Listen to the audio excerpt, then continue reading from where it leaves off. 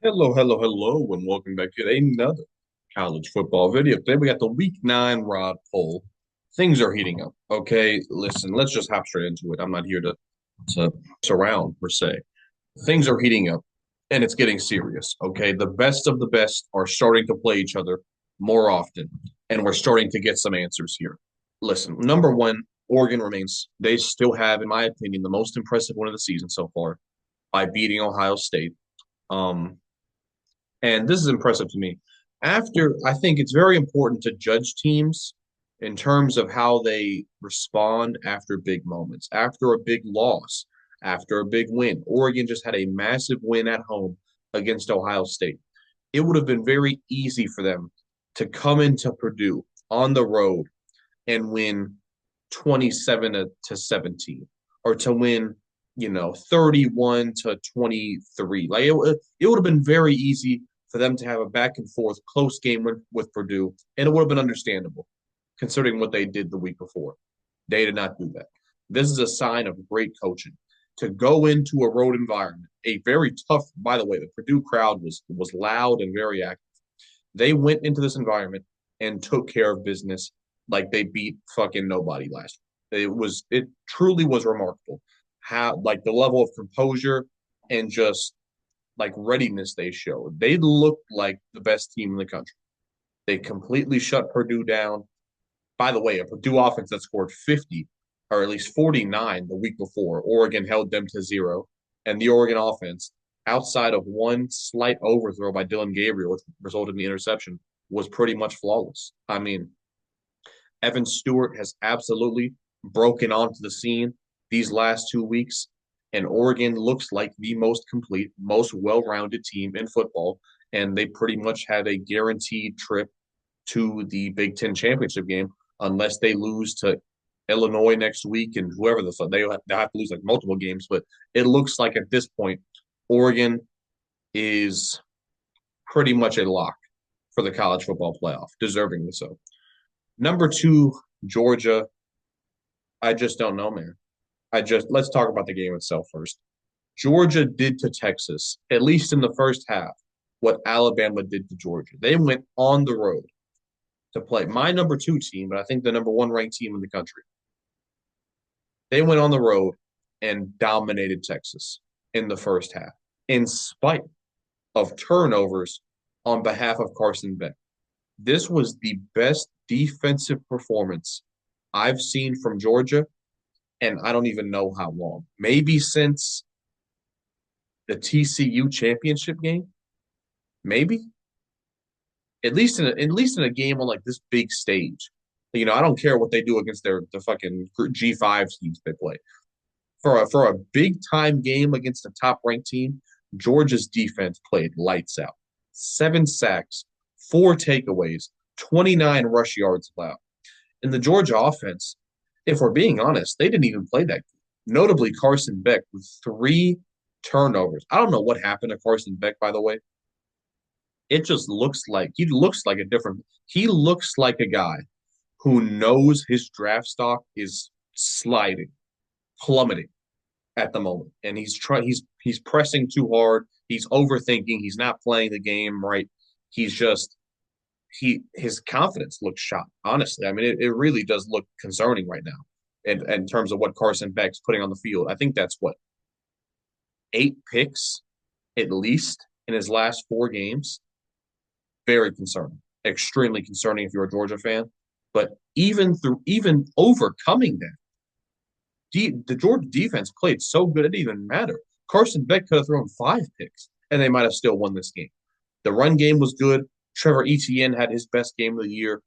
Um, and man, Georgia showed up big time, and it was never really in doubt for me. I predicted them to win this game months ago. I didn't change my pick after Georgia lost to Alabama. It just it just felt like Georgia was just simply a step ahead of Texas. It felt like it the entire night, and even from where both programs are, Texas is still. People are so quick to crown Texas because they made the college football playoff. By the way, Texas lost to Oklahoma last year, and they didn't even win a college football playoff game. But it's like people just crown Texas as this unbeatable team, and they've played not by their own fault. they have played a cupcake schedule so far this year. They have not been tested up at this point. And to go from not tested at all to Georgia, that was simply too far of a hill to climb on Texas's behalf. So Georgia moves up to number two for me. And I don't know who they play next week, but remaining on their schedule still is Ole Miss and Tennessee. Neither of those games should be easy, but both of those teams have looked disappointing to this point so far. So it looks like, not to speak too soon, it looks like Georgia potentially 11-1 to the SEC championship game at this point in time. Ohio State bye week. Um, yeah, I mean they have a little bit of time. They have a little bit of time now to regroup, think about the loss to Oregon. Um, I'm not concerned. I'm really not concerned. They play Penn State still on the schedule. They also do play Indiana. They have multiple opportunities to regain people's respect and to reinstill the confidence in themselves that they can win these big games. Okay, I'm not concerned about Ohio State. I'm not raising any red flags. I still believe that they're going to go 11-1 and finish out strong and get a second crack at Oregon in the Big Ten championship game. So I'm looking forward to that. Number four, I have Miami jumping up one spot. I keep saying this about Miami. By the way, what an amazing game. What an incredible game to watch between Miami and Louisville. Back and forth, back and forth, back and forth. Miami defensive touchdown. Louisville kickoff return touchdown. This game had it all. Cam Ward is the best quarterback in the country, bar none. It's not even close. It is not even close. I would put Dylan Gabriel at second right now, but there's a big gap between Cam Ward and Dylan Gabriel. Cam Ward is playing truly, man. If Ashton Jeanty didn't exist, Cam Ward would win the Heisman by a pretty much a fucking landslide. But unfortunately for him, Ashton Jeanty does exist. Miami, they ran the ball. They really got the run game going. Damian Martinez and Mark Fletcher both were going off. Xavier Restrepo had a massive game. Who's the name of the guy? Is it Matthew Golden or is that the Texas guy?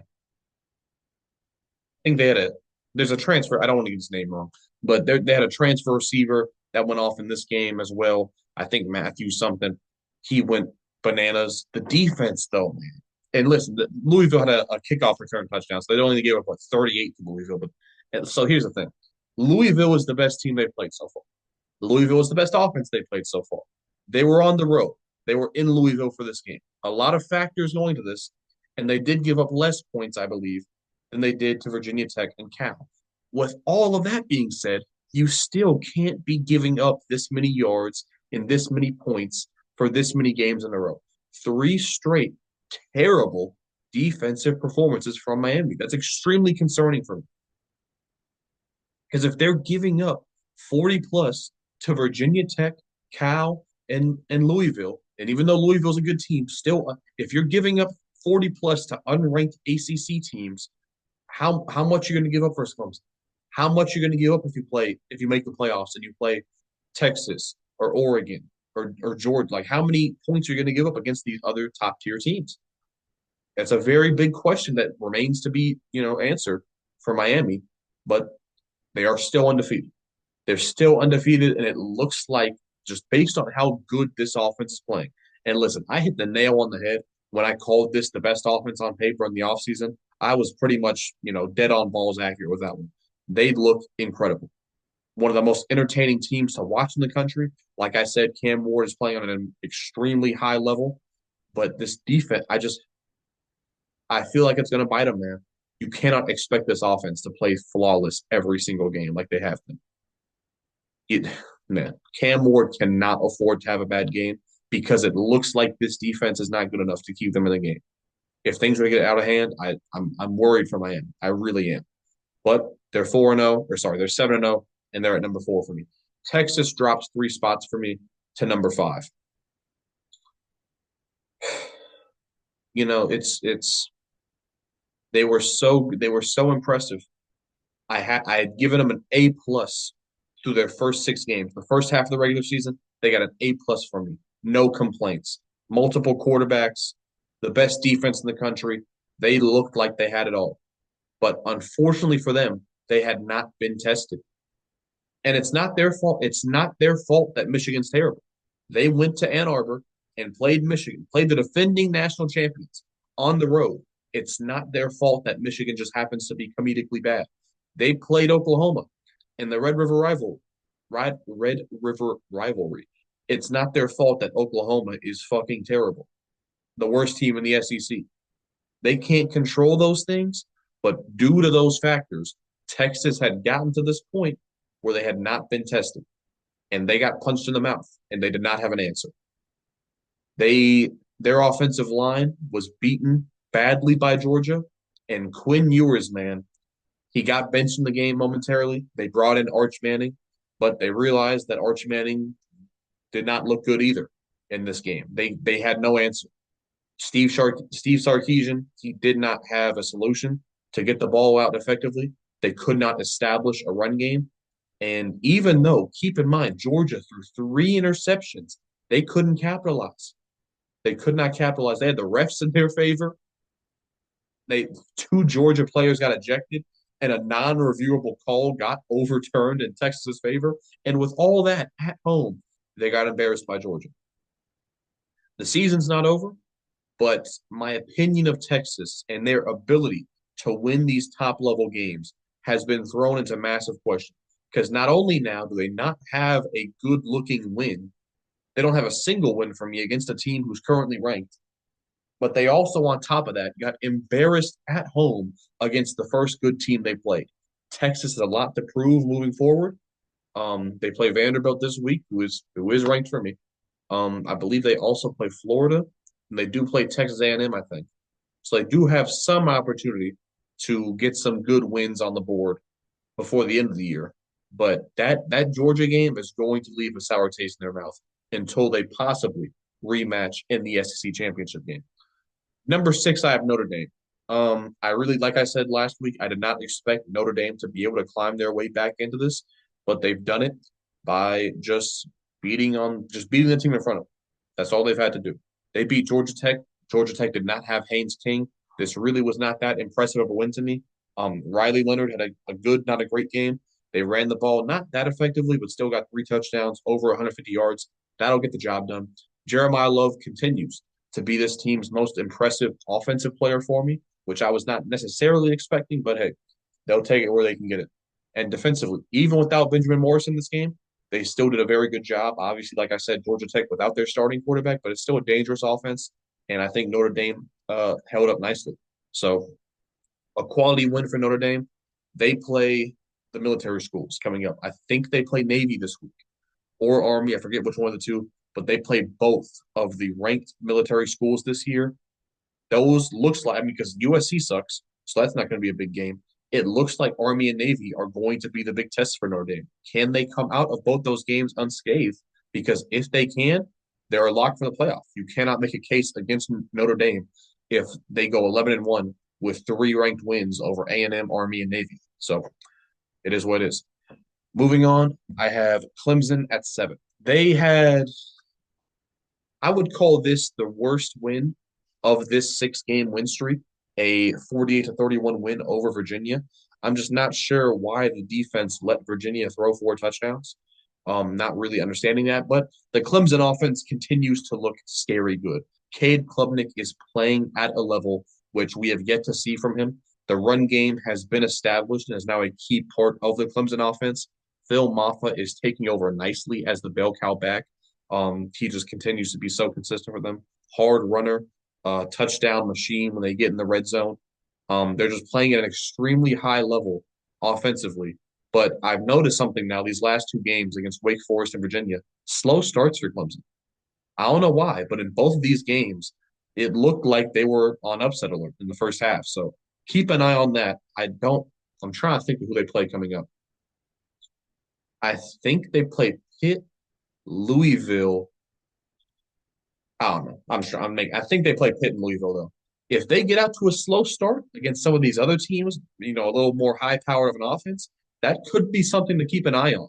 And at this point, it's looking like if Clemson and Miami do meet in the ACC championship game, that game could be 100 plus points. That game could be over 100 scored. So I really am liking the prospects of a Clemson Miami ACC championship game. But shout out to Clemson for pulling together and climbing out of that hole they dug themselves in week 1 because Garrett Riley has this offense humming. And, I respect what I'm seeing on the field from Clemson these last 6 games. Number 8, I have Tennessee. They obviously had to jump a few spots because of their very, very impressive. Well, I'm not going to say impressive win, but they did beat Bama. And obviously, whenever Tennessee beats Alabama, that's something worth partying about. Um, it's been an extremely close rivalry these last 3 years. Even though Alabama beat Tennessee by a wide margin last year, Tennessee was in that game. They very much were in that game. They kind of just got away from them instantly. But that was a close game last year. And now both of the games in Tennessee the last 3 years, Tennessee has got the job done. They won. Nico did not have one touchdown plus one touchdown. He had one touchdown and interception.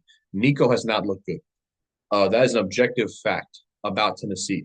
But the more impressive thing is that they've managed to win a game now against a top 10 team without Nico playing good. That's very interesting. Nico, he missed multiple deep throws that would have resulted in touchdowns. But the run game, man, Dylan Sampson I'll say it again. Dylan Sampson is the best player on the team, and he deserves to be in the Heisman conversation. He's the second best running back in the country, in my opinion, and he does it against everybody: Florida, Oklahoma, Alabama, like everybody that they've played. Dylan Sampson has just put up a monster stat line, and they were able to establish the run. And their defense shut Alabama down. 3 sacks, 2 takeaways. Jalen Milroe played awful, and Tennessee just looked like the much better team. Whereas Alabama really couldn't do anything, and all they had was Nico missing opportunities and making mistakes.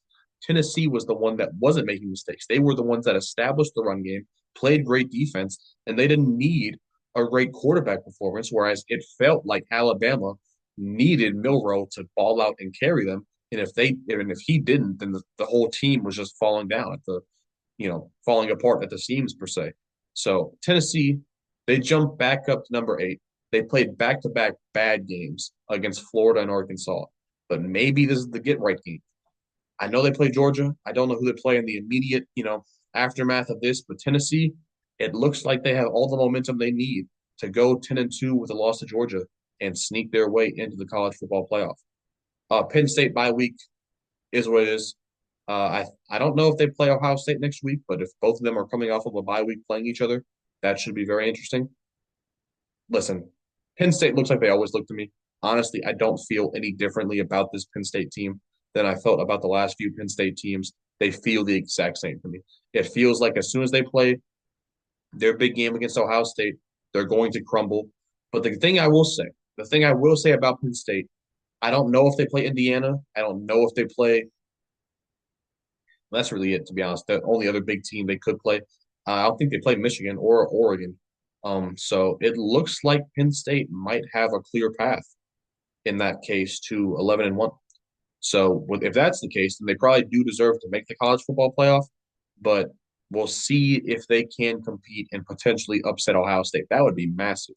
But unless they do that, it's the same Penn State team I always see. Number 10, I decided to drop Alabama here. Maybe you could make the case that they deserve to fall a lot farther, but honestly, outside of the top 10, I just don't see a lot of teams deserving to jump Alabama. Obviously, they lost on the road to Tennessee. Jalen Milroe continues to struggle. I've said it. I said in my mock draft video that I made, 14 straight bad quarters from Jalen Milroe, with the exception of the Ryan Williams touchdown, which was a massive play. Jalen Milroe on this Alabama offense and the Alabama team really has just struggled, man. Couldn't run the ball, couldn't establish the run. 0 players over 75 yards. Man, I just didn't realize how bad this offense looked when they were not getting massive plays from Ryan Williams. It's bad, man. It really is. The defense, they got 3 takeaways and 3 sacks. You really can't blame this game on the defense. They played much better than they did against South Carolina and Vanderbilt. But man, it just feels like Alabama can't put a complete game together. Like they just look so poorly coached and so unprepared, and so like it's just too many mistakes, too many penalties, too many like everything. And I don't know why I'm saying. I mean, I picked Alabama to go 9-3. Obviously, that looked different after the Georgia game, but now we're looking at 3 straight bad games from them. and I don't know where they stand. I mean, they still play Missouri. They still play Auburn, obviously. Do they play A&M? I'm not sure, but how is Alabama going to win 10 games? I don't know. I do not know. At this point, it's looking close. It's looking like 8-4 is more realistic than 10-2. Honestly, they have to turn something around immediately, or else it's going to be the worst Alabama season in decades. So keep an eye on that. A&M, I have at 11. They beat Mississippi State. Mississippi State, by the way, back-to-back games where they competed against teams that you thought they probably should have lost to more convincingly. Connor Wigman, I did not watch the interception. I didn't watch the game. I don't know how bad those two picks were. The run game continues to be good. Le'Veon Moss looks like the best player on this offense. Defensively, 3 sacks, 1 takeaway. We know Texas A&M, the strength it looks like is their defense, led by Mike Elko. 6-1. Who would have thought? Who would have thought? I thought A&M, by the way. I thought they could go 10-2 this year. I have to actually look back and see what my prediction was for them. But I did think just based off their schedule that A&M could have a really good year. But to actually see it go into fruition is very interesting here. 6 in a row, a ton of momentum. I know they play Texas at the end of the year. Who they play in the immediate next couple games here? What is their big game? I'm sure they have to play either what Ole Miss, Georgia, Bama, or Tennessee. Like they have to play one of these teams. I don't know who it is, but yeah, A&M, they're looking good, bro. They're looking good. They're sitting pretty. And by the way, undefeated. They're first place in the SEC, guys. First place is Texas A&M. So I mean, they control their destiny in terms of punching their ticket to the SEC championship game. So they are in a very, very good position right now. Missouri at 12. I dropped them 2 spots because I was completely convinced that they were going to lose this Auburn game for 90% of it. Brady Cook got hurt, then came back in and led the game winning drive. The run game was not looking great. The offense, I mean, it was bad. It was really, really bad. But the defense saved. They held Auburn at 17 points, 3 sacks, 1 takeaway. Even though they won this game, it just felt like a loss. Yeah, I just feel like I was wrong about Missouri. Luther Burden has not had the monster season like I was expecting from him. It looks like they really do miss Cody Schrader to just keep these possessions going. It's way too many 3-and-outs. It's way too many going backwards instead of forwards. Brady Cook has had a disappointing year. I know he got hurt this game, but even before that, it just was not good enough. They're 6-1, right? They're 6-1, but it just doesn't feel like I thought it would at this point. I thought they'd be 7-0 at this point. Obviously, losing 1 out of 7, you can't be too mad at that. But they just don't feel like I thought they would feel by this point, and that's just disappointing to me. But I got them at 12. I started them out at like what 6, so they've dropped 6 spots since the start of the year. But we'll see if they can turn it around. They have a chance against Bama. Who's playing better, Missouri or Bama? Ooh, I don't fucking know. That's a great question, but we'll see. Next up, I got Kansas State. They beat West Virginia convincingly, and it looks like Kansas State has managed to bounce back since that debacle against BYU. Avery Johnson played well. The run game looked good. DJ Giddens, I've said it a dozen times. I'll say it again. He is, without a doubt, the best player on this team. Probably a top 5 running back in the country. I mean, RJ Harvey, Amorion Hampton, Gene T, Dylan Sampson, DJ Giddens. Is that the list? I'm not sure, but he definitely deserves to be in that All American conversation. Defensively, did a good job holding West Virginia under 20 points. Kansas State, 1 loss in the Big 12. Out of the top preseason teams, which included Utah, Oklahoma State, Arizona, Kansas. Out of that top 5 preseason, at least in my opinion, which was completely, I got the Big 12, flip it upside down. I literally got the Big 12 completely wrong. Kansas State is the one team out of that group which is still has a chance, right, to make the college football playoff and to win the Big 12. So, shout out to them for not completely falling apart like all these other teams have. Number 14, I have LSU here. They beat Arkansas. By the way, they beat Arkansas on the road after Arkansas came off of a bye week. That's very impressive to me. I know I didn't jump them up any spots. Garrett Nussmeier didn't have a great game. The run game, it looks like they've figured out. It looks like they figured something out here. I think he's a true freshman, Caden Durham. 3 touchdowns this game. He also played well, I believe, against Ole Miss. They might have found something here. They needed some type of a spark in the run game. It had not been good to this point, and it looks like they're figuring something out here. By the way, nobody's really talking about it. LSU defensively has been good this year, shutting down that Ole Miss offense for a big part of that game. I mean, holding Arkansas, which has been a very good-looking offense, holding Arkansas to 10 points, completely shutting down Arkansas's run game. LSU is playing very good football right now. Back to back, very impressive. Ranked wins for me in the SEC.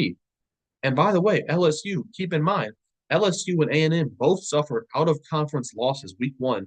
Both have rattled off six straight wins, and both are undefeated in the SEC. If the SEC championship took place today, it would be between LSU and A&M. So both these teams control their own fate. I think also LSU plays Alabama this year, if I'm not mistaken. So man, we really could be looking at a situation where LSU or A&M is pretty much guaranteed a spot in the SEC championship game. A lot of people are predicting LSU to make it there. So man, what a turn of events. I thought LSU was not bad. They're actually pretty much exactly where I had them preseason right now. But I mean, to see it in action, I'm pretty impressed. I really am, especially with their defense. So sitting at 14, I got LSU. 15, Indiana. I might have been underrating Indiana. Like most, this is the thing. Like most people, I had not watched an Indiana game up to this point. I watched the game last week and I was beyond impressed. I had Nebraska above Indiana in the poll last week, and Indiana came out throughout an injury at quarterback and still put down an embarrassing beatdown on Nebraska. One of the most impressive performances I've ever seen from a college football team on prime time. People said they had not been tested at that point, which may or may not be true. They had played like what Maryland and Northwestern, I think Virginia Tech teams like that, but this was by far their biggest test, and they, man, they slaughtered Nebraska. It was not even close. Five takeaways, four players at least 60 yards and a touchdown. They ran the ball down Nebraska's throat. They threw it effectively with multiple quarterbacks. This was a statement win. Indiana was not a fluke. They did not just have a cupcake schedule. They're 7-0 now. 7-0. They jump up five spots from it. I don't know when they play Ohio State, but man, circle that fucking game because it could be massive. Absolutely massive. And the environment, by the way, in Indiana for this Nebraska game was wild. You can tell the fans appreciate having a winning team again, and that's just beautiful to see. Indiana truly is one of the best storylines in the country this year. Number 16, I have Ole Miss. Bye week, you know, listen, the numbers are great. The offensive stats are, out of this world.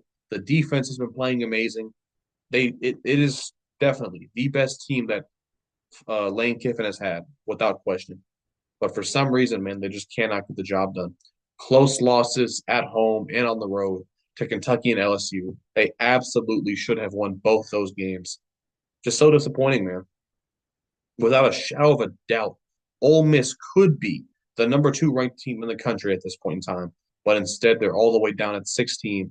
And with a game against Georgia pending, their ceiling is looking like 9-3, which is not good enough for the playoff. And man, it's just such a wasted season, such a missed opportunity for Ole Miss this year. And it's impossible for me to see a world where Lincoln Riley stays because all of this team's top players is going to be lost to the NFL. I don't see like any of their top guys returning, which is just man,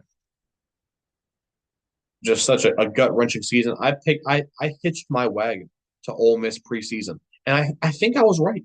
It's just they can't win the close games. They cannot close out close games when they need to. They tried to lose that goddamn LSU game. It was embarrassing. So Ole Miss sits down here at 16. Illinois at 17 for me. They did beat Michigan, but Michigan sucks. Luke Altmaier, he protected the football. He did not have a great game statistically, but he didn't turn it over. That's what matters. They ran the ball very effectively against a good Michigan front seven. And defensively, 5 sacks, 3 takeaways. Listen, if you consider yourself a good defense, you did. You cannot let this bum Michigan team, who by the way did whatever they wanted to against USC. You cannot let Michigan put up more than 7 points against you if you consider yourself a good team. And that's what Illinois did. Shut down Michigan. And, you know, unfortunately for them, it means nothing. Michigan sucks. They don't get credit as like a good win for that. They did drop one spot for me because Nebraska, well, because Indiana jumped them. Who else jumped them?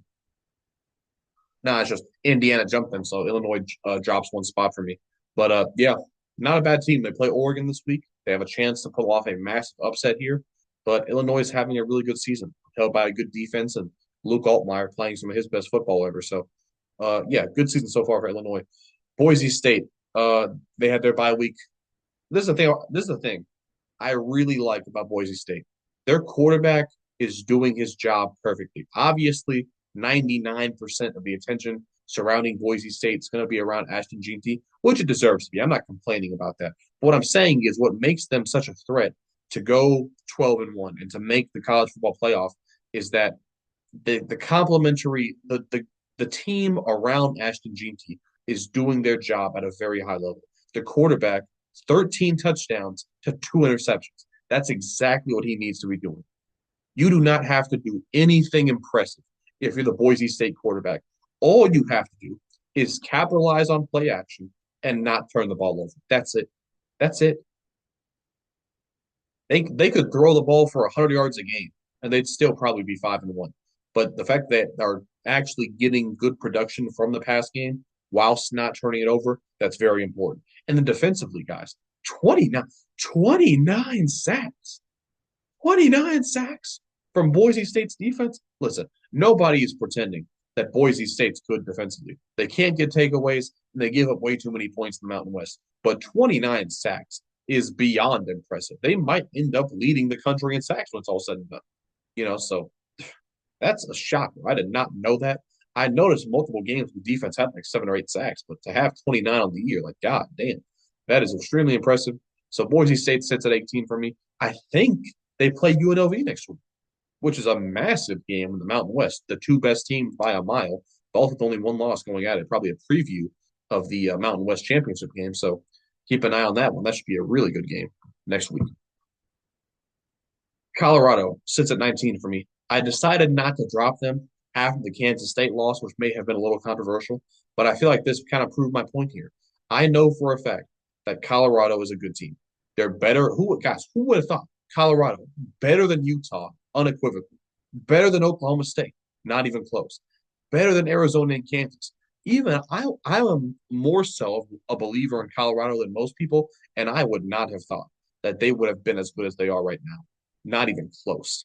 I mean, this I called the UCF game the best game of the Dion era.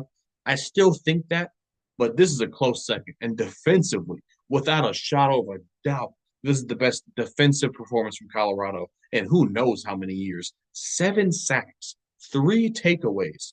Man, LaJohntay Wester, the receiver, has been balling as of late. This is like his third straight monster game. The run game from Colorado. The combination of the run game and the defense this game, without a shadow of a doubt, the best that we've seen from Dion. This is the thing. This is the ridiculous thing about Colorado. They were on the road against a preseason top 20 team, top 15 team for me. Shadur threw multiple picks. They had like 3 turnovers, and they blew out Arizona. You wouldn't even have been able to fathom that 2 months ago. But that's just it's a credit to the coaching. Nobody's going to give Colorado any credit. All the Colorado haters are completely silent right now. But look at the state of the Big 12. Look at all the preseason top 20, top 15 teams in the Big 12 that absolutely shit the bed this year. And look at Colorado sitting at 5-2 with a close loss, very close loss to Kansas State, extremely close to being undefeated in Big 12 play. Colorado absolutely deserves to be ranked, I think, in my opinion. And for me, they're number 19 because they're just that good. They are a very good team in the Big 12. Navy, I have sitting at number 26-0. They just put the beats on Charlotte. They played their game defensively. By the way, I challenged Navy's defense recently. I said they were not playing nearly as good as Army's defense, and they came out 4 sacks, 5 takeaways. The best defensive performance I've ever seen from Navy. So they balled the fuck out, and offensively they did exactly what they had to do. Good one for Navy. We'll see what they do. If it is them to play Notre Dame, we'll see what they do against Notre Dame this weekend. SMU, SMU has been scary good offensively these last couple weeks. Um, they put 40 up on Stanford. Kevin Jennings, he looks like he if listen, if SMU keeps their head coach and they keep this quarterback, Kevin Jennings, he could be a big time player for them. Like in terms of their program history. They ran the ball incredibly well. 7 players, at least 75 yards. And this is the thing, defensively, I had been disappointed with SMU to this season defensively because last year they were amazing, at least statistically, across the board. They were like top 10 in like 7 or 8 different categories, offensively and defensively last year. And it looked like that old SMU defense this game. 6 sacks, 2 takeaways, held Stanford at 10 points. SMU, man, they're looking dangerous. And by the way, guys, nobody's talking about this. SMU's only loss was by 3 points to an undefeated BYU team. Okay. At the time, that looked like a bad loss to me, but it's aging like a great loss. Undefeated in the ACC as well. So is Clemson. So is Miami. So is fucking Pitt. There's like 4 or 5 undefeated ACC teams. But man, SMU is sitting pretty right now in the new ACC. And hey, man, they fought their way back up here after some pretty bad performances early on. Since they made the full time switch to Kevin Jennings, this offense has been humming, absolutely humming. Number 22, I have 7-0 Iowa State here. They had a very close game with UCF, way too close for comfort.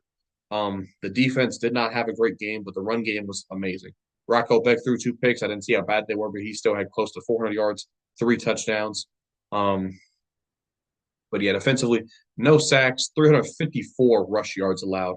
Very concerning if you're an Iowa State fan, but hey, a win is a win. They are 7-0. I have these teams, I have Iowa State and BYU ranked way lower than, most like the AP poll and stuff because I care about quality of wins. I want to see them against Kansas State. I want to see them against Colorado. I want to see them against who even are the other Big 12 good teams? BYU, I guess. I want to see them against the top of the top right now. And who knows who that is in the Big 12, but I'm just not impressed with what they've done so far. And this game was not really that impressive, but hey, they jump up 3 spots because they got the job done. Army, I have a 23, also 7-0. This is the thing for Army is that they just had their worst defense performance. They were playing so well, and then out of nowhere, you give up 28 points to Eastern Carolina. Now, that is made up by the fact their quarterback had 6 touchdowns. 6 touchdowns for the quarterback Bryson Daly. I mean, man, Army and Navy, please, man. Imagine they both beat Notre Dame and they both enter the AAC championship game 12-0, both in the top 12. That would be insane. Ridiculous. But yeah, Army's playing good football right now, offensively balling, and I guess you just got to look forward to the Notre Dame game. Vanderbilt, they beat Ball State. Not impressive at all. They only won by 10 points, but Diego Pavia had his best game statistically. I think they ran the ball fine. How do you put up less points against Ball State than you did against Alabama? How the hell does that happen? I don't know, but it is still Vanderbilt winning any game by 10 points. I guess it's still. What do we do with Vanderbilt? Do we change the expectations? I mean, they're on a 3-game winning streak, I think. So I don't know, man. They play Texas, so the Cinderella run is probably going to come to an end this week, but you got to still appreciate it for what it was. They got up to number 24 for me. Not an impressive win over Ball State, but hey, I will always remember when Vanderbilt started off 5-2 and went on that 3-game. By the way, they own Kentucky, by the way. They've been Kentucky like 2 of the last 3 years. Anyways, I digress. Number 25, I have BYU here. BYU and Iowa State, both not very impressive wins to me. BYU barely scrapes out a win against Oklahoma State. Quarterback threw 2 picks. This is the thing, though. This is the interesting thing. I had shit on BYU's offense previously, and I said their defense was carrying them. But here's a game where the defense really just did not show up. Gives up 35 to a struggling Oklahoma State team, and their offense is good enough to win a shootout. That was interesting from BYU. I was not expecting that. Same thing for Iowa State, really, as well. So both these teams get the job done. They both improve to 7-0, and they both jump up in the Raad poll slightly. BYU is now in the top 25 for the first time, and we'll see how good they continue to look. Pitt, another undefeated team. Nothing really to say about Pitt as their bye week. They're coming off a pretty not big win against Cal, but for the flip side for Pitt, talked about for Iowa State, BYU, how their defense I thought was their strength and their offense came to play. Pitt was is a team that's really all offense. I thought it had a struggling defense, but against the Cal or in the Cal game, their offense was nowhere to be found. But they won the game because their defense shut Cal down. So all three of these undefeated teams finding ways to win in the opposite fashion of which I thought they could. So yeah, very impressive stuff from all three of these teams. We'll see which of them can remain undefeated for the longest. Memphis at 27 for me. I don't know what it is. When Memphis and North Texas come together, it's just a ridiculous amount of offensive yards. Memphis gave up 653 yards. I don't understand. Memphis' defense has been amazing against everybody they've played except for Navy and North Texas. Combined in those two games, they've given up like 100 points and 1,300 yards. I don't understand, but hey, Memphis's offense came to play this game. Seth Hennigan, maybe with his best game of the season. The run game was dominant. Mario Anderson, have a day, a career day for Mario Anderson, the transfer running back from South Carolina. Memphis gets the job done. I don't know. This is the thing. Memphis could go 11-1 and miss the AAC championship game because Navy has the tiebreaker. And Navy and Army, they both could have a loss, but it's out of conference Notre Dame. So the AAC is actually going to shape up to be a pretty exciting conference here, with Memphis maybe getting held out, even though they may win double-digit wins. So very interesting thing there. Number 28, I got Syracuse. They have their bye week. Kyle McCord is balling. Unfortunately, the run game is not looking too good. The defense does not look too good, but they have a lot of ballers on this offense. They play I think they play Pitt. I think they play Pitt this week. They could be the team. They definitely could be the team to knock off Pitt. Both of them having bye weeks previously, so we'll see how Syracuse looks coming into the second half of the season now.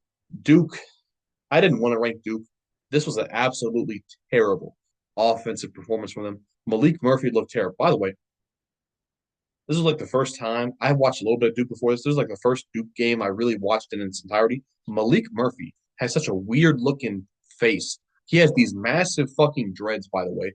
He has a small head, but his face only takes up like this much of his it's so weird. Like his face is so fucking small. But anyways, I digress. He had 70 yards, no touchdown. So I don't know. The run game, not really good. The only thing that kept them in the game was Star Thomas having all of their offense, really. Defensively, though, 6 sacks, 4 takeaways.